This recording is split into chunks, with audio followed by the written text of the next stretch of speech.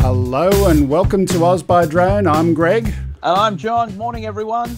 And we've got someone else hiding in the background, and we'll just actually bring his audio up now. Chad's here as well. Hi, guys.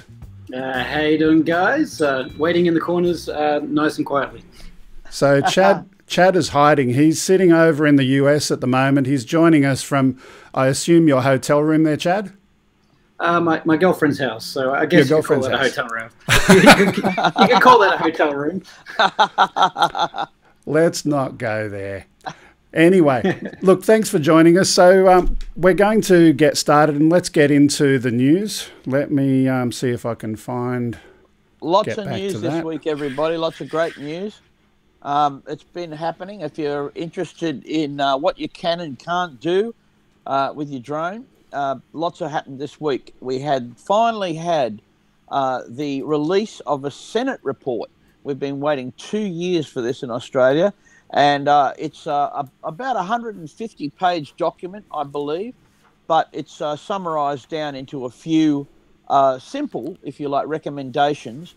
We're not going to agree with all of them, but they're certainly worth talking about.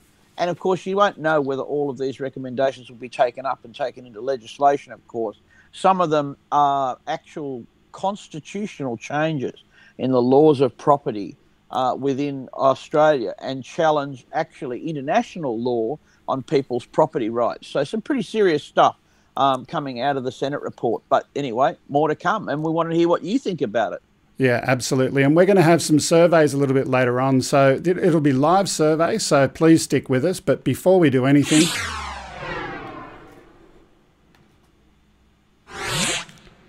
we will get into the news. And just a reminder that, as always, our news comes from the website listed below there, dji.retroroms.info/news. Thanks to our contributors for that. The first story we're going to have a look at today, everyone's heard of the Bugs drone. Now, this is not a story about the Bugs drone, but it's rather a story about an insect model drone. So people who've built a drone based on the thinking of how do insects stay in the air. So let's have a look at that video.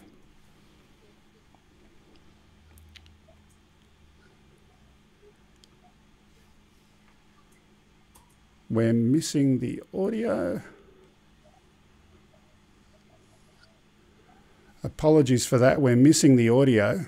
Don't know where that's gone to. I could add some if you like.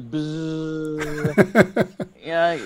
But as you can see, it's a foldable drone object, and it's used by having some tensioned rubber in between a couple of rigid surfaces, which then, you know, if the drone goes and crashes somewhere, it's going to bend and flex and do all of those kind of things. But the people who built that and designed that, they were certainly having a look at the properties of an insect. Wow, that's pretty cool. I mean, people have been studying hummingbirds and kind of those really freaky nature things for years. I mean, birds inspired many of Sir Lawrence Hargrave's work, of course. Bert Hinkler, gliders, you know, a lot of those guys were studying nature, of course, because obviously things are flying. You want to check out how they fly. Here we are looking at insects, which when you look at power to weight ratio, seem to break all the rules. Yeah, I'm just going to try something to see if we can get audio working, because otherwise the rest of our videos will be the same. Just play that one more time for me. There we go. So the audio only works if I turn off Chad. It is inspired by the wings of insects. It can be either soft or also rigid, depending on the need. So for example, it is rigid while flying so that it can withstand the forces generated by the propeller, but it can also soften in case of collision, so it can largely deform without permanent damages. To manufacture our drone, we use a So we get the idea. We had a look at the clip the first time, but at least we've got the audio working now. But look, an interesting story. And then moving on from that, our second story, we've only got a couple today. Second story is drones on patrol. So there's a company that have done some work, and they're going and doing some autonomous indoor flying with drones to do the function of security guards and having a look around buildings. So let's have a look at that.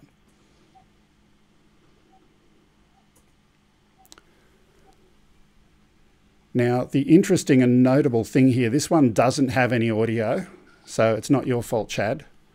But this one is called an AvanSig drone, and it can execute its own indoor patrols, take advantage of SkySense charging station when it's low on power, Now, I think they deliberately turned off the audio because I don't know about you, but the sound of a drone in an office at night or the daytime, obviously they're not going to do security patrols during the day, but nonetheless an interesting product to have a look at.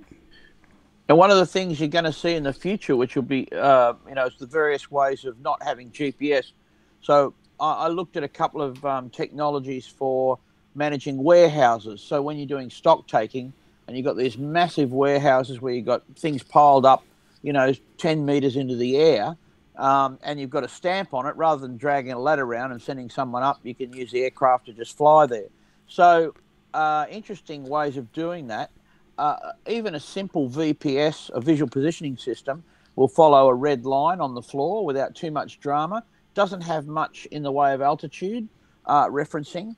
But, of course, many systems now include, if you like, having reflectors and lasers inside the building that can position, the aircraft can position itself without GPS and using those sort of things. A couple of videos on that which are really interesting, but very, very precise navigation is possible indoors. And in the long term, when you've got the right setup, of course, it's going to be great to have that. Oh, that's what I love about the Tello. It's got a very basic VPS that works pretty well, but you're going to see more sophisticated stuff with that coming in the future.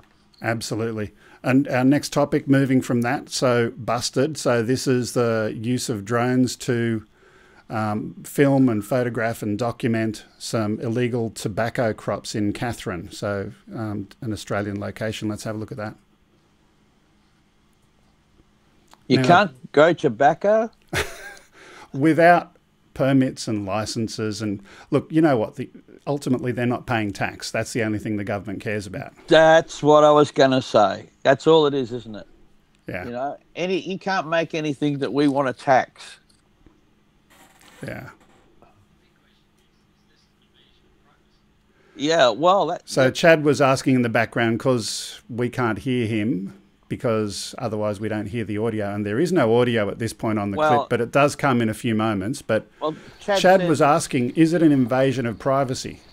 Well, here's the thing. The Senate inquiry is going to change that. If you have lawful purpose, there's no invasion of privacy. So lawful purpose under the Surveillance Act at the moment, which includes listening devices, you can record a conversation and then have it used in court if it's to maintain and effectively protect your rights, if you like. So it's a big, long path to get there, but they're going to expand the surveillance laws, and people with lawful purpose and law enforcement agencies. Yeah, that's all. Oh, look at that. Are they bulldozing that stuff? Are they? They reckon it. Wow. Yeah, they're going to get rid of it all. Anyway, we've got the audio back for Chad at the same time as the video clip, so that's good. We've got one more clip. Let's move on. For the last couple of weeks, we've been talking about fake news and a current affair with regard to their portrayal of their bikini girl being spied on by drone pilots and all of this kind of stuff. Recently, there was some footage on Channel 9 News, and we thought we'd have a look at exactly what Channel 9 do when they're filming in the air. Let's have a look at the video.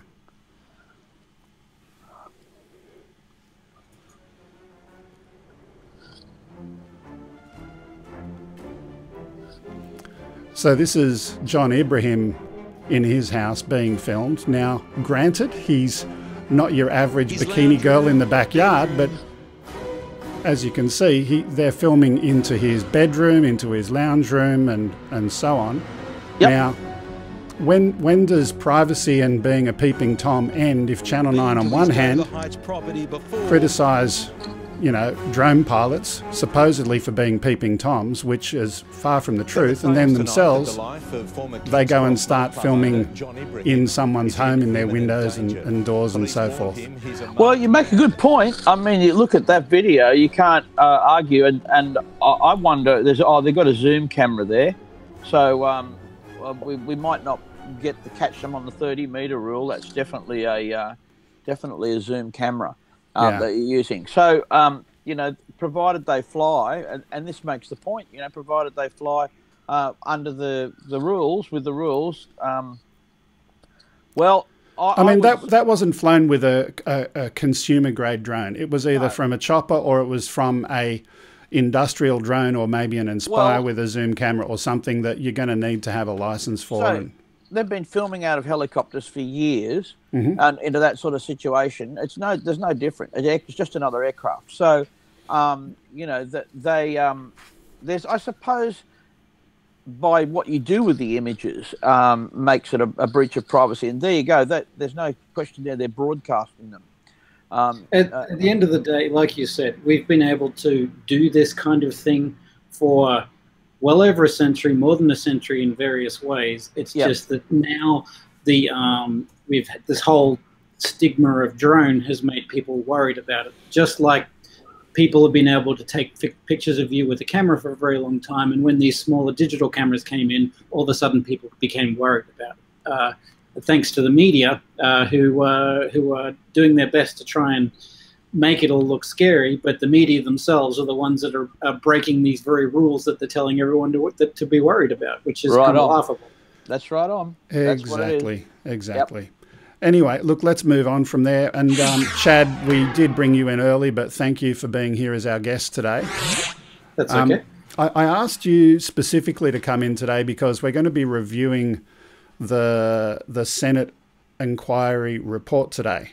And I thought I'd do this in an interesting way. So we've got you and we've got John. And I thought, let's go and have a look. There's 10 recommendations. And if we try and whip through them really quickly, maybe 2 minutes on each one of them, and I'll get you, Chad, to speak in favour and what are the arguments to support what it is that CASA is trying to do. And then we'll get you to John to speak against it. And while that's happening, we're going to have something up on the screen. So what you can see on the screen now is a poll, and we're going to ask you, the people watching the show today, to go to the link. So pollev.com/Greg Kuhnert 995. And your votes can be registered there, and it'll automatically update on the screen. Like the worm. Yeah, like the worm. So we're kind of doing a Channel 9 thing and having... no. So there's the first recommendation. So Chad, you're supporting this one. So tell me, why is this a good idea? So the recommendation is we should that CASA should draw on the growing body of international research and collision testing on remotely piloted aircraft systems below 2 kilos to immediately reform Part 101 of the CASA regulations. Well, I mean, if you want to look at the positive side, the whole, when we're talking about dangers in terms of in the air, it's all sort of mid-air collisions and impacts with people and property and vehicles. So any time that you can stop that from happening is going to be a good thing. I'm trying to be positive here. Give me a go. Give me a chance. Okay, so that's the for case, and John, the against case? Well, because, you know, the against case here, which I thought was what Chad was actually mentioned then, the for case, seeing we've swapped roles really, is that if the evidence now is becoming more and more available to us that the sub 2 kilo area is a very low risk. And the Senate sort of saying, well, which way are they saying? That what they're doing is they're saying to CASA, use the science. You know, don't act if there's sciences out there and international bodies and scientific organizations for kilo risk, and it would be a huge difference to the way we operate. And I think the sophistication of the aerodromes, non-collision, it's hard to fly into. The better that technology gets, it's going to be harder to fly into someone these days.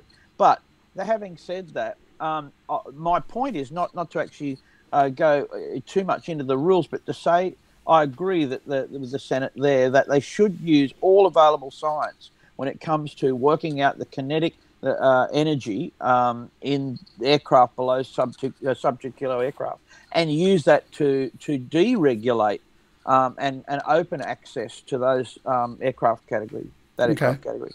I guess I'm going to struggle to be ultra positive along the whole time here, so you probably get me jumping in at the end here at these things. But isn't CASA the ones that deemed that the under 2 kilo class was in that area because it's about the same energy as a cricket ball, and a cricket ball is safe in sort of things? But now they're saying that it's not. I don't get it. Is it or isn't it? But like has already been said, the statistics have shown overwhelmingly that it's not an issue in this area. And it all comes down to the amount of energy in something when you hit, when there's an impact and so forth. Correct. And we're in the area where, I mean, anything can happen, worst case scenario, but we're in an area when you're looking at risk management and so forth, the likelihood is so low that, I mean, well, let's look at collision avoidance for feathers. Why not? Oh, because they're not going to hurt anyone. Well, there you go. Yeah, exactly. Look, I'm looking at the worm here, and we're seeing a mix of undecided and disagree. Most agree that CASA should, and I suppose I've reworded it a little bit, so I've got to be careful. Use the science. You know what I mean? Always don't regulate. I mean, you know, there's all sorts of reasons why we make speed limits on roads and we make these rules, but a lot of it, you know, we've learned, especially in aviation, that you start with the science and look at the actual data. We've been flying long enough now, and there's been enough testing to around the world that we have to look at it and we have to use it. So I think we can all, you know, overwhelming agree there, which is great. Let's let them give them that first one. And you never stop trying to learn, and I think the important thing to read in that is that recommendation could go both ways, to regulate more or to regulate less. Absolutely. So yes, definitely a good idea. Learn more, get more statistics, and learn from it. But when you learn from it, act in the direction that those statistics and the data is telling you to go, whichever way that is. I think you're right, Chad. I think if the evidence was there that it was more dangerous than we thought, and that the excluded category had to be closed, then that's fair enough. But that's going both ways, and I think that you make that point well, Chad. Okay, so we've got our second question up now. Let's have a look at that one. And it's a bit hard for me to read it on my screen. There we go. The committee recommends the Australian government introduce mandatory registration scheme for all remotely piloted aircraft systems weighing more than 250 grams. As part of the registration requirements, operators should be required to successfully complete a basic competence test regarding the safe use of the RPAS, demonstrate an understanding of the penalties for non-compliance with the rules. So, Chad, this is a great idea. I'd like you to speak in favour of that one. Do I have to? Why don't we swap? Let me go for and Chad again. I'm seriously struggling on some of these ones. There's some that but let us swap over, Greg. Tag, you're it. Sure. Okay, so here's the thing. What I'm just going to say, not in favour, because Chad's going to have a very good argument, and I probably agree with him. What is the alternative? So. Okay, we could talk about the weight. Let's put aside whatever weight it is, 100 grams, 50 grams. We're talking about registration of something. I actually believe that some kind of portal to the pilots or operators, whether it be an ARN, a simple registration, so that I can get an email, even if I'm a hobbyist, I might be a 16-year-old flyer, I'm a hobbyist, I'm registered. But guess what? Down the line, I get another message from CASA, an alert about a safety issue or a whatever. I've got this. To me, it's not about the registration. I'm not going to break the law, see? So I don't have to worry about that side of it. And remember, you know, when we had radar detectors in our car, it was so that we could speed, perhaps, break the law. If I agree I'm not going to break the law, and CAS is going to be reasonable about that. Let's put that one aside for a minute. I think that portal is what's important in registration. So I'm going to leave my argument there. Okay, Chad?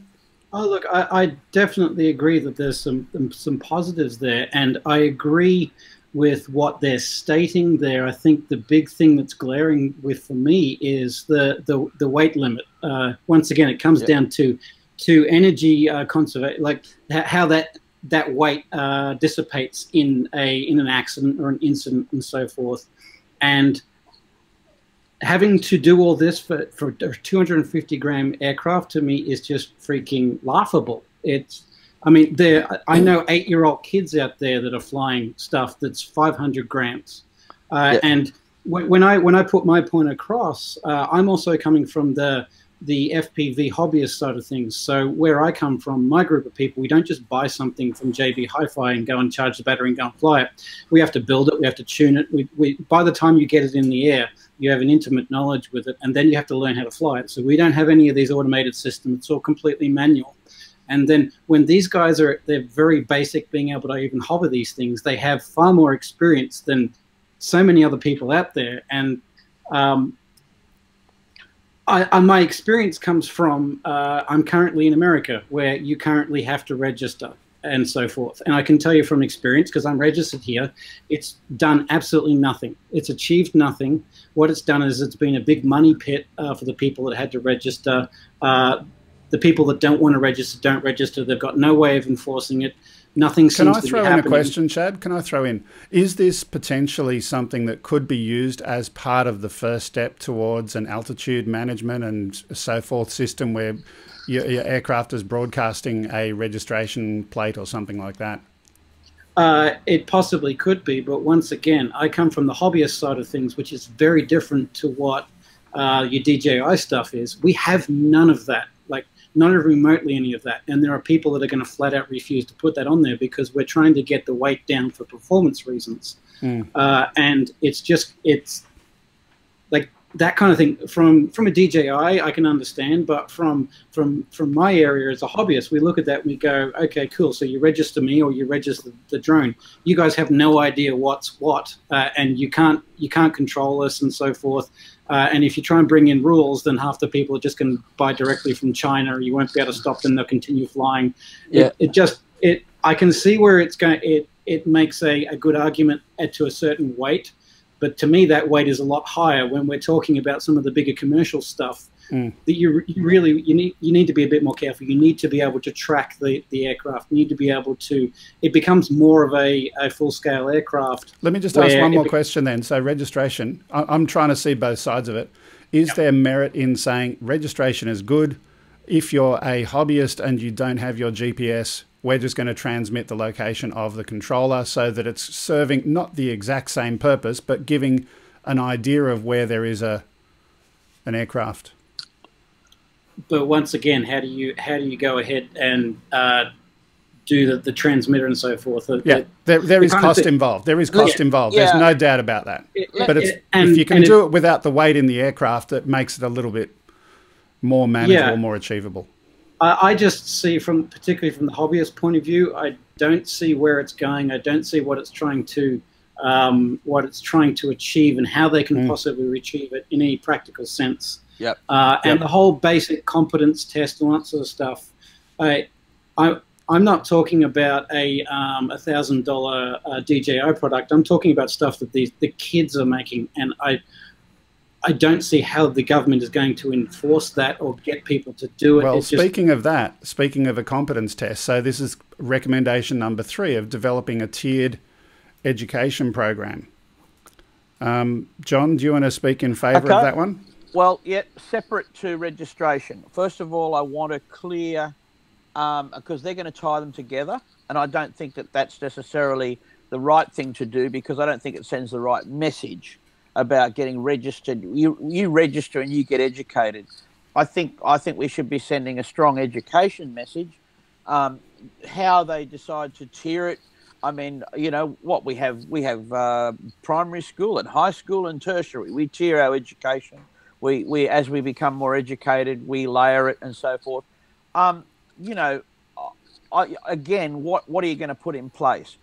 If you look at the technology that we're going to see in the next 5 to 10 years of a UTM or unmanned aerial vehicle traffic management, the satellites that are going to track C2 link or Wi-Fi and with ground-based augmentation is going to sense everything. So what it'll do is, if a static Wi-Fi signal is not a threat, a moving Wi-Fi or transmission on any band, or an object moving any band, could be tracked, you know, by its transmission signal. Doesn't matter what it is, and all of a sudden it might classify it as a non-threat, blah, blah, blah, and put it away. We're going to have this incredible, if you like, system come in for UTM. Now, at the moment, you're talking about education, basic education, don't hurt anybody with it, really, is where we're at. And you know what? My point, and it's taken me a while to make it, I'm sorry, no matter how far we go in technology, and in 50 years' time when we've got satellite-based tracking systems, all these amazing things, guess what? There's going to be a rule in there that says you shouldn't fly too close to someone with your aeroplane. You know, that's going to be, and I don't know how many times you have to say it, but I feel that the message is there already loud and clear. I don't think we need to lock the aeroplanes down to do it.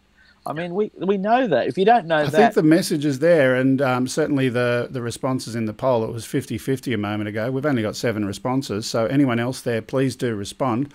Do you think education as a compulsory thing to unlock capabilities or upon completion? And I know, John, you spoke to your version, but we're looking at the Senate version here. Tiers of proposed are you've got to do a course before you can buy a quad. And then tier number 2, you've got to do another set of education before you can use it recreationally. In Australia, do you have to do a test to get a gun, or do you just have to have a license? Do you have to pass a test? I don't know the answer to that. I know you don't in the States. You can buy one in the supermarket still, can't you, Chad? I don't know. But yeah, I just bought 3 this afternoon. So did you? Yeah, at the corner store. No, I'm just worried. I just think about that kind of thing. I mean, you've got to have passed quite a serious test to drive a car. Of course, it's a complicated piece of machinery. You know what? But a responsibility. You know, I question a little bit how they are. You know, the way they're rolling out education and aviation. It's just not.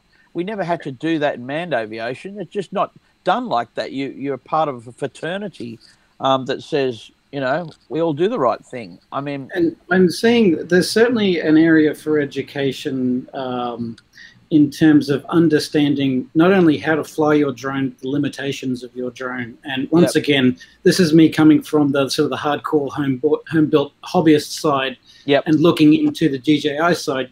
I think one of the things that irks me a bit is everyone's lumped into the term drone, where there are a number of different areas, and probably the biggest group is what you would call the DJI users, I guess, where you go down to JB Hi-Fi, you buy the thing, you charge the battery, and away you go, and you're flying straight away. And I'm sure you'll agree, a lot of these people don't understand what these things can and can't do. They rely on a return to home and so forth. Where your hardcore hobbyists, they go through this sort of like 2-month period where they're having to climb this hill to massive mountain before they even get to fly it. Absolutely. So by the time they do go to fly it, they already have a very good understanding of what it can do and what its limitations are. And I think a lot of the hobbyists tend to get a little bit annoyed because we're lumped into this sort of like the stupid DJI user mentality. I don't want to call it that, but that's what some hobbyists call it, where we're like, we already know all this. We know twice as much as these guys. Yeah. Why are we being affected by this? So I certainly agree that some education's there, because I go out and I see these new guys flying around these DJI stuff, and I just shudder watching what they're doing, going like, I'm not worried for people's safety, but you're going to lose your drone if you keep on doing that, my friend. Some education is needed, but I think we need to ascertain who are the ones that need to be educated and the ones that are already educated. I don't know what the answer to that is, but yeah, lumping everyone into this, you don't know anything, you need to do as you're told kind of thing, can be frustrating. Speaking of doing what you're told, so the next question, in cooperation with the Australian Federal Police and other relevant authorities, prohibit the use of RPAS in airspace above significant public buildings, critical infrastructure, and other vulnerable areas. Chad, do you want to speak against it? I will speak for it, I guess. Okay. Because that's fairly easy. Look, I'm actually generally for that if the situation is right. For example, let's say Parliament House down in Canberra. You can't fly a Cessna over that. So why should you be able to fly a drone over that? There are certain areas that should be sort of off limits. If they're off limits for other forms of transportation or other forms of aviation, then the same should be for drones, purely because of the same reasons of safety and privacy and so forth. So long as these things are done in a fair and just way, I don't see a problem with that. Okay. John, do you want to do the counter argument? Yep. What it's going to take to do that is going to be a change in constitutional law. So at the moment, when we talk about flying over something, if you own something, the airspace above it in navigable airspace belongs to the Crown, and because aeroplanes can fly over it, you only own the airspace above that is enough for you to enjoy your property without being a nuisance. So a nuisance means continual overflight, etc., etc. Now, what that's going to mean is that you're going to have to change the law so that the people who own those buildings can have jurisdiction on where the aircraft, because one way or the other, if CASA stretch their airspace down from navigable into non-navigable airspace, which is over these places, that's one constitutional legislative change. If you want to start from the people who own the ground and go up into navigable airspace, further into navigable airspace, that's going to be a major legislative change. Do you understand what I mean there? At the moment, we've got Crown and we've got private, and so what we're trying to, at the moment, the private's very low. You can still fly in this grey area, and we're gonna try and make one jurisdiction. Now they'll probably push for CASA to do it. Because it's easier to do that. It's easier for CASA to say, well, we're going to control that airspace above people's property. I just think it's going to be very, very difficult to do. It won't be easy. Yeah, so it won't be easy at all. This is a one that goes back to constitutional law, and it will test the system. We've got a technology now that we've never had before to get in tight over people's properties, and they don't own that airspace, and so it's going to be a real test. I don't know which way it's going to go, but I am going to say with Chad, over certain sensitive areas, buildings of significance, that's a good idea. But you could claim that your house is an area of significance to you, and you are the property owner. So if the rights are granted to the building owner or Parliament House to protect the airspace above their house, why can't I own more of the airspace above my house? I think that it gets technical, and the hard part here is when, like, what is regarded as sensitive and so forth areas. So it's a very vague term, and they need to that needs to be thrashed out a lot more. Yeah, because my house is a sensitive area to me. Yeah. And just looking at the numbers there, 50-50, so support for and against that one. So I would expect that. I would expect that 50-50 result from our educated listeners. So let's have a look at the next one. We're almost halfway through the items here, and we'll try and zip through them as much as we can. We'll skip the boring ones. What's this one? The committee that work with manufacturers, implementation of technical restrictions on altitude and distance for off-the-shelf RPAS. Let them go for it, I say. We'll rip that out of it in no time. So Chad, I'll let you go first. Go, Chad. Okay, well, I'm going to try my best to be to do the positive side of this. Look, if there's any sort of, like, I guess that's a more advanced form of geofencing of what we're already doing, that will essentially mean that you just physically won't be able to get into those areas that are considered a concerning area, like airports and said areas that are considered to be an issue for the government and so forth. So I mean, if you can't get in there, then you can't do damage, so to speak. So there's certainly some positive to that. Yeah, I don't think that's what it is. We're talking about technical altitude and distance limits. Okay, yeah, sorry. No, I completely read that wrong. Okay. I'm trying. Well, certainly altitude. I think what they're trying to do is, and they've been doing this whole time, is to basically go, okay, this area of airspace is for RPAS and model aircraft and so forth, and this area is for full-scale aircraft, and they don't really mix too well. So if there's no reason for the RPAS to go into that area, then a bit of altitude limitation is going to be good to make that a little bit safer, and so to speak. Distance, I don't know. I'm struggling here. You've given me the hardest job. I know. Yeah, you're giving him the hard one, Greg. You're giving me the hard one. I'm really trying to play ball here. Yeah, asking Chad to agree with the government. You know what I mean? It's like trying to pull. It's just not possible. So, John, your turn. Yeah. Well, that's kind of easy. I mean, my concern at the moment is that this will foster all sorts of jailbreaking because people just don't like. Oh, absolutely. Oh, yeah. Oh, yeah. I can hear that sarcasm. Yep. And again, so while we're spending our resources on locking airplanes down and pouring technology into limiting airplanes off the shelf, why don't we spend the time educating people?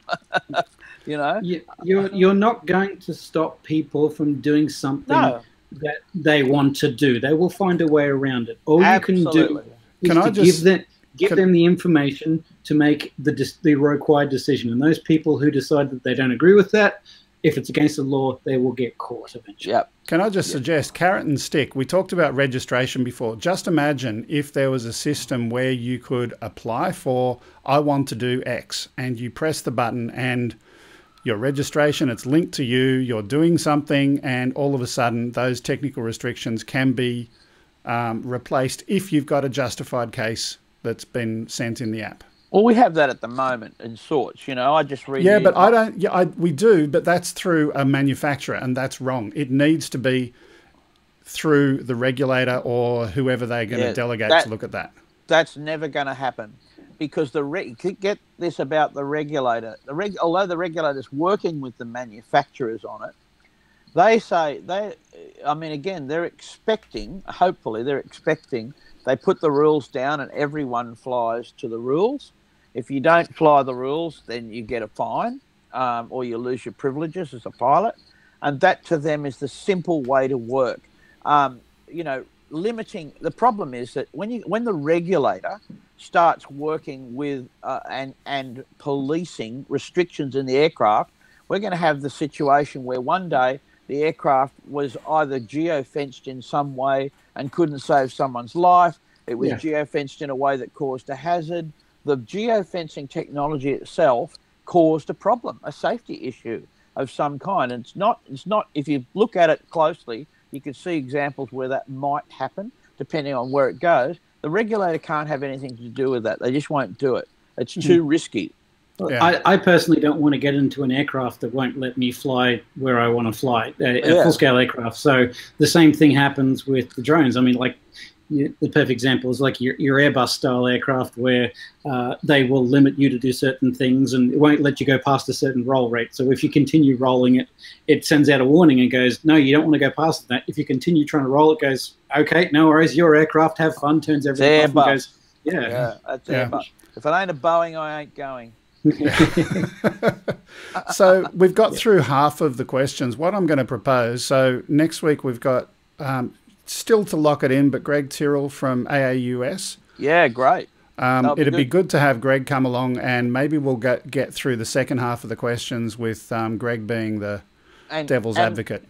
And Greg, perhaps in our comments on our site, we could post up a link to the report if it's not already there. And it is absolutely there. So if you have a look at the description for this video, there's a link in there so you can have a look at the parliamentary report and have a look at all of the details. Now, that's great. Now, the reason I mentioned that is that Greg Tyrrell from AAUS is getting responses from the AAUS members to provide feedback to the CASA in the Senate, I should say, because they were part of the process. So a great opportunity for us, our viewers, subscribers, to Oz by Drone, we can actually put your own view forward to Greg Tyrrell next week and have those considerations included in the report back to the Senate, which is a great thing. You know, if you read this thing and you've got something you want to make a point, we'll make sure it gets back to the Senate. Absolutely. So, look, we'll leave the discussion on that there. There's one more thing that we did want to quickly cover, which is the advisory circular update. So, John, do you want to just explain for those who may not have heard it, what is an advisory circular? Okay, so an advisory circular, interesting. So we have legislation, Part 101, which is the regulations in law about surrounding remotely piloted aircraft systems or unmanned aerial vehicles. What CASA do is they release a circular that says, okay, under the current legislations, we can allow and clarify this is okay. So sometimes when an AC, we get something that is a little bit outside of the law, but CASA, by doing the circular, is saying, look, you can do this. We won't nab you for it. You're not in trouble for it, but this is something you can do. And so we operate under the ACs. They're more flexible. And we have separate ACs for operators, and we have ACs for excluded category. What's that mean quickly? For commercial operators, they're getting ACs all the time that are related to what they're doing, night flying and more things that you can do.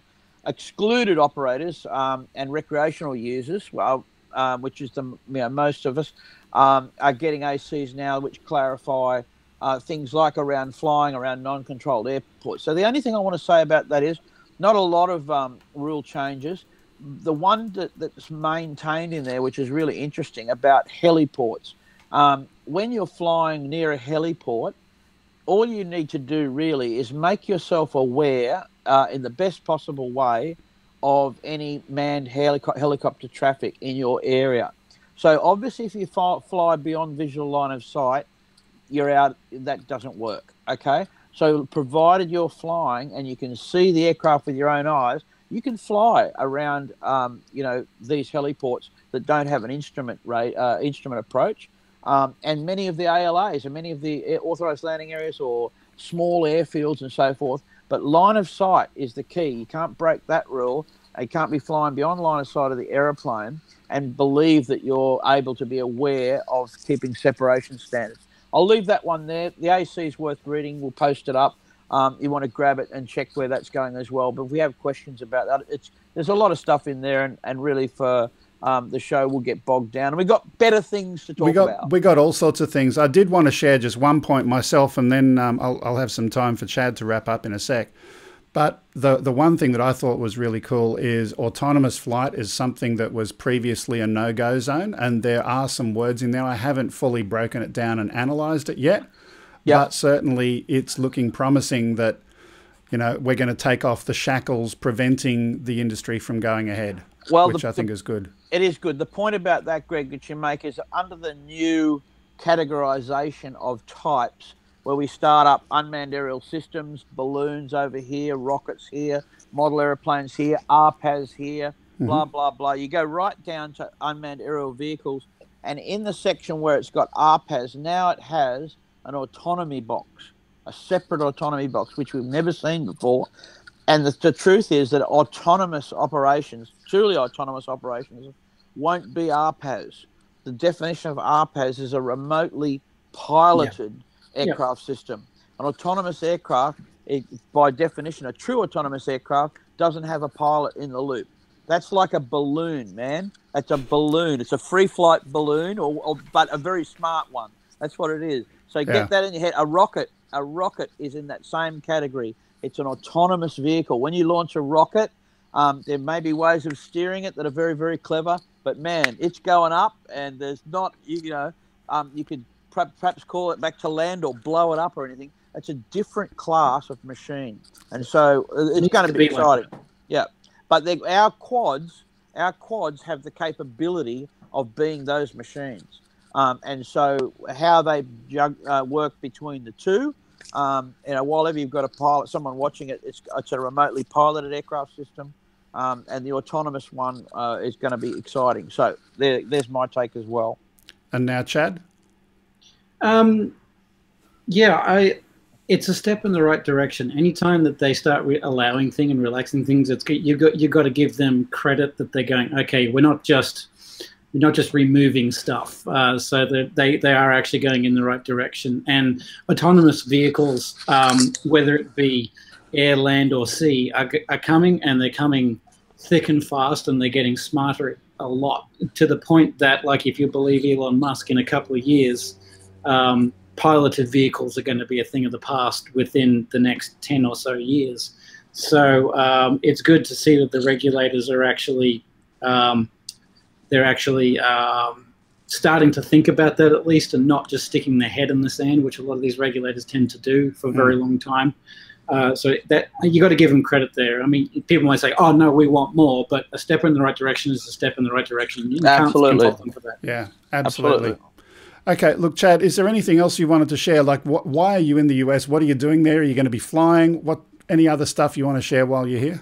Oh, look, I'm over in the US for personal reasons, but I figured since I'm allowed to do a lot more flying over here in the US than I am in Australia, I figured I'd run amok here while I can.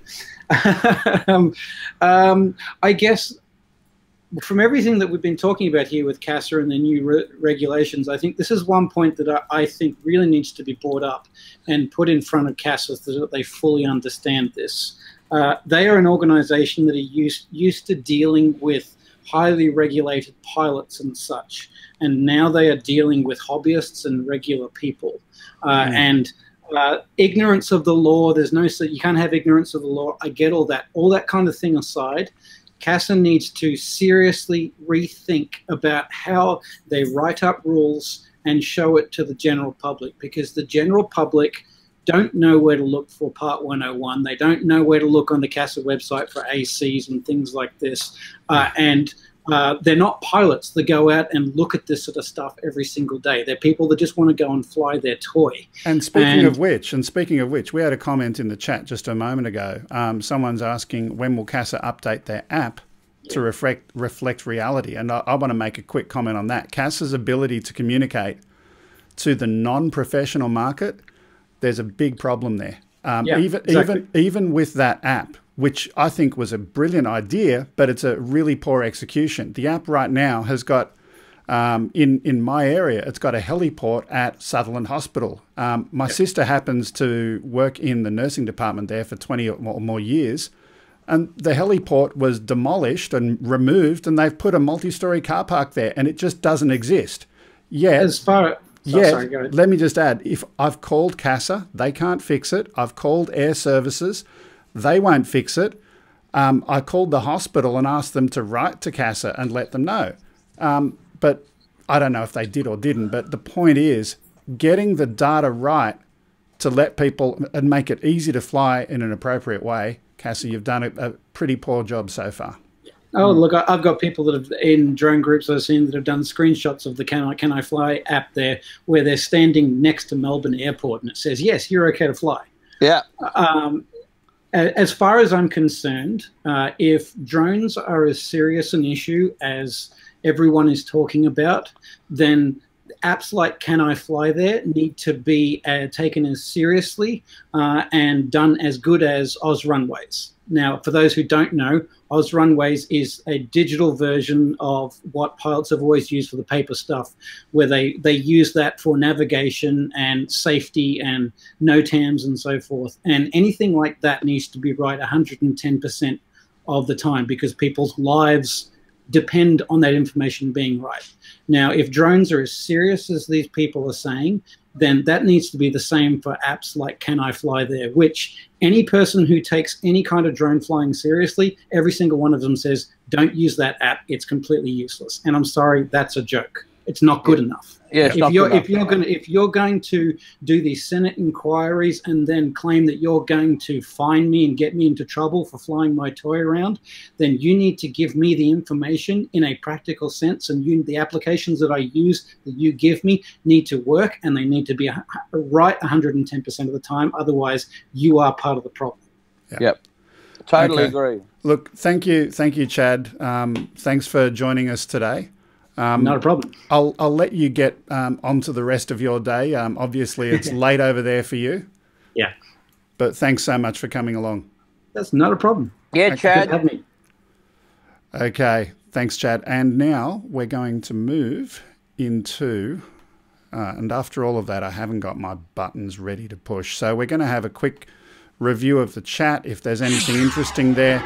And at the same time, while people are posting some questions there, we're going to have a look at competition-related stuff. Just a reminder, we've got a competition running related to us one day eventually hitting a target of 1,000 subscribers. When I first posted that competition, we were growing at a certain rate, and I thought, oh, we're going to hit that in a few weeks, but it slowed down. So here's my ask to you, right? When you entered that competition, all you had to do was say, I want to win the DJI Osmo Mobile. I want you to instead, if you want to get an extra entry, and in fact, every person who says, I recommended Chad Nowak, or whoever it is, whatever name it is of your friend, not necessarily Chad, I recommended this person to come and join the channel, and put that in the chat for that the Osmo Mobile competition. Okay, so if you can do that, we're going to get our subs up, we're going to hit the magic target of 1,000, become a YouTube partner, and do all of those things. We hit 500 this week, didn't we? We did hit 500. In fact, right now, let's see, where are we? Hit 500 at about the middle of the week, I think. I mean, it's just interesting because, I mean, we're not on in the middle of the week. Yeah, we've got this funky little graphy thing. There it is, 510. So 510, cool. We're growing, we're growing. That's good. Look, it's... And you explained again, Greg, when you get to 1,000 and you're running a YouTube channel, folks, the reason we push it, no, not that we, need this magic number for any of our own reasons, but YouTube unlock all sorts of other, if you like, streaming gates for us.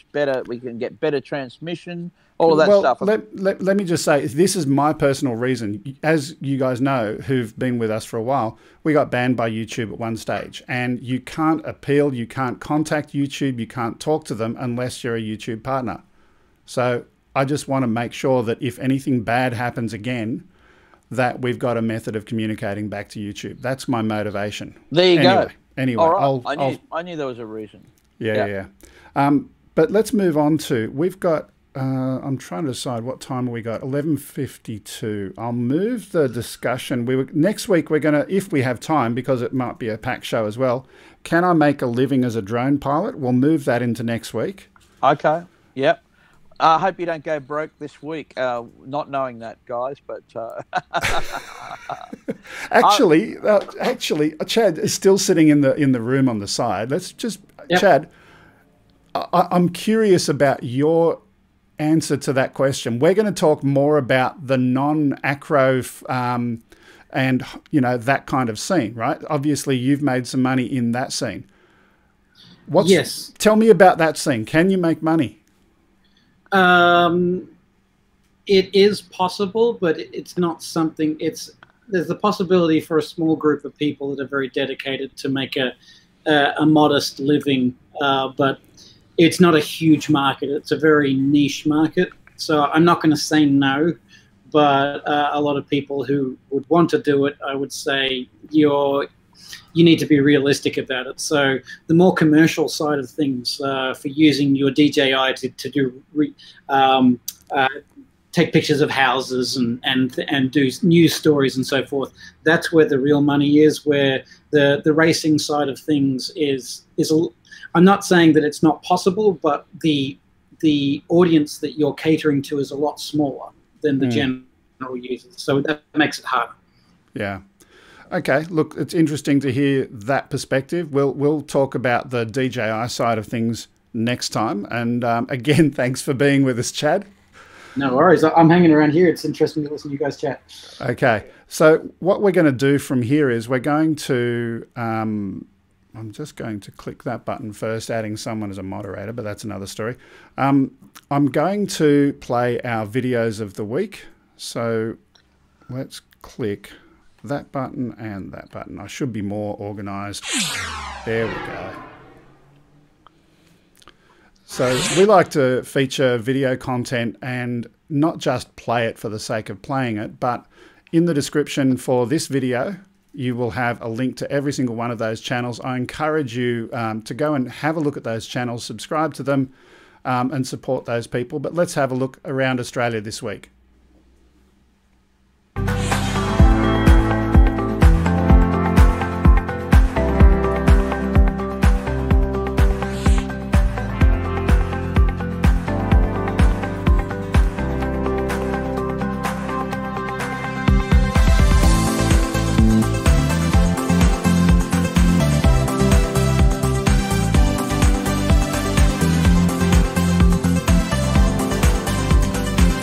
So this first one was drone camera action.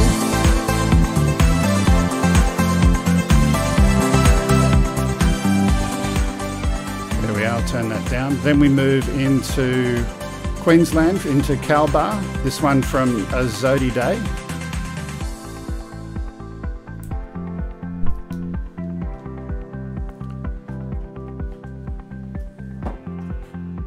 This one shot on a DJI Spark, so you don't have to have a really expensive drone to do some nice photography.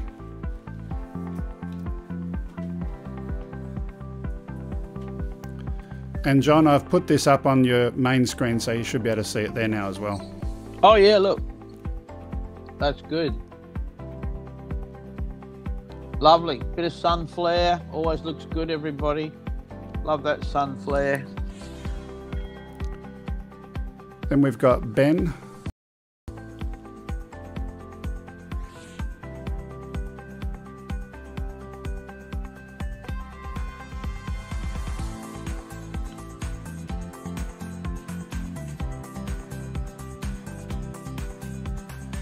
Some beautiful parts of Australia, some beautiful rock formations.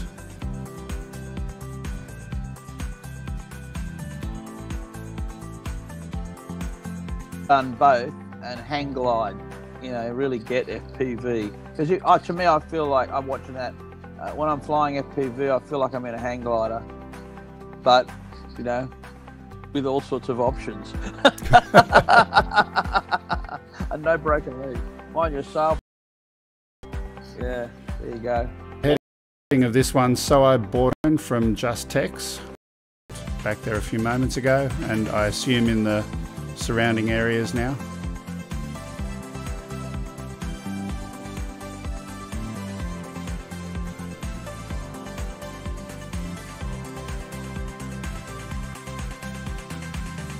These are our highways, by the way, just letting people know our highways in Australia look just like this. Maybe not.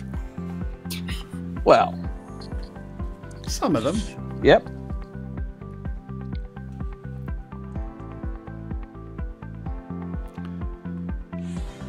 This one is absolutely stunning. Devil's Gate, Tasmania. Yeah. Cavasar and Herial each and every week. So the hobby is definitely alive in Australia. Yeah, beautiful.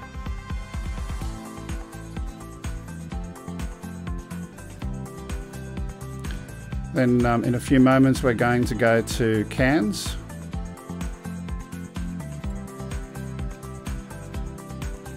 So the next one when we get there is a short one, but they're having a look at some bungee jumping from a drone perspective. That's cool. Nice tourism video. Perth FPV. This one's by... nice and green. But here's the fun bit. We're going to eat. This happened to me once in a pub. The dog just kept following and following. It was classic. Great. Absolutely, yeah, I had that too one time, guys.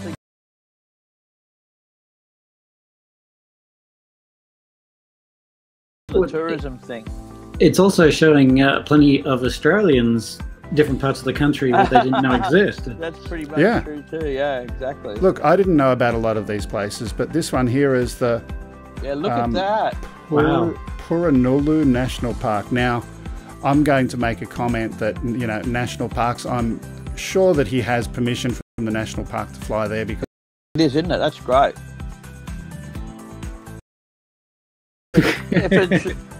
It's also a nice advertising thing for Australia. Welcome to our internet. Yeah, that's right. Ausby Drone proudly sponsored by Telstra. We've got one video left, which is in the Kimberley. This one's shot with a DJI Inspire 2 with an X7 camera on it. So some nice equipment there. Yeah, very nice. Yeah, inland Australia there's got so many amazing landscape possibilities for drones out in there. It's just never stops. It's gorgeous.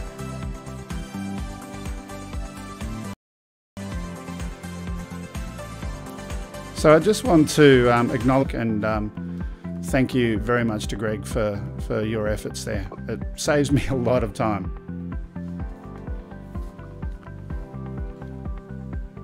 So we're just getting up to the end there. Look, thank you again, Chad, third time around. It's okay. Seconds of that video. Oh, look at that. Nice work. And I love the boat at the end into the sunset with the fade out. Beautiful. Oh, that's beautiful work, guys. Absolutely. Keep sending those in.